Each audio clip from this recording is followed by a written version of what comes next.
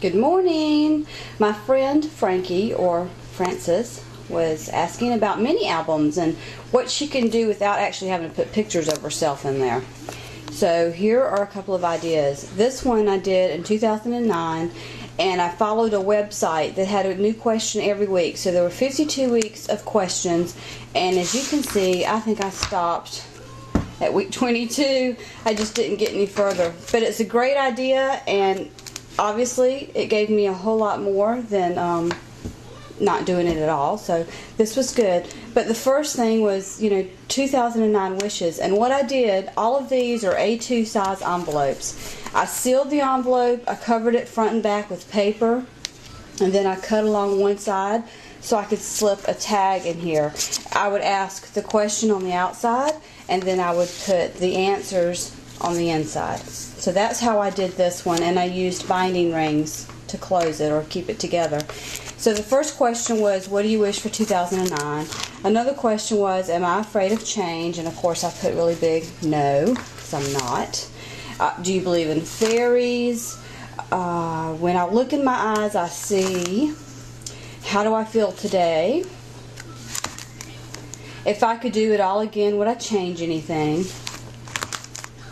If I could do anything knowing I would not fail, what would I do? What was the last thing that made me laugh out loud? What is brave? What keeps me awake at night? What am I grateful for right now? What am I hoping for today?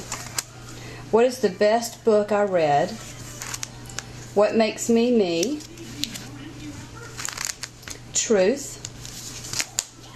What is my superpower? And on this one I used a cut from Cricut, and I'm not going to show you the answer. But it's an envelope, and I just didn't seal it, and I wrote the answer inside. I thought that was cute. What is on my to-do list this week? What gives me hope? What is my latest obsession? If I had a free day with no restrictions, what would I do? What direction am I going? And then this was my Nanny's sour cream cake recipe. Of course, the O sticker has come off of sour, so I need to replace that. And I just wrote down the ingredients and then how to make it on the back. So that was my 2009 Me album. So that'll give you an idea. That doesn't have any pictures in it. Of course, you can add pictures if you'd like, but it's more information so that your grandkids and your children, people can go back and see about who you are, because most of the time us scrapbookers and crafters do everybody else in our family but ourselves. So this is an idea to let our family know about who we are. Another idea for a mini album is one I did recently. And this one is just going to be for my favorite poems, verses, Bible verses, sayings, quotes, that kind of thing. I also used binding rings. I put some ribbon on them. And on the very back, I attached several strings of ribbon so that I could use them as bookmarks. And what I would do, I would just pick this up, put it somewhere I wanted to bookmark, and lay it down.